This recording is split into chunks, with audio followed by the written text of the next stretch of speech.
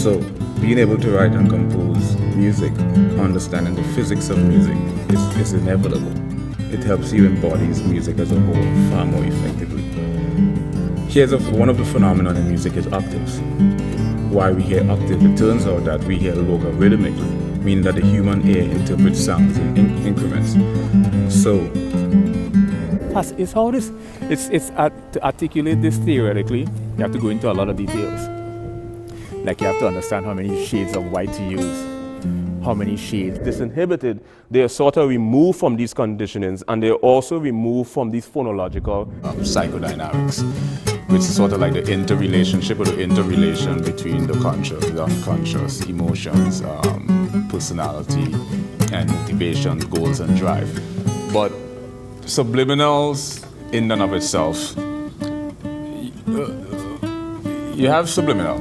Autism, there's always something new. And so, like, do you have any theories on how this manifests in so many kids these days? Because it seems like statistically the numbers have been...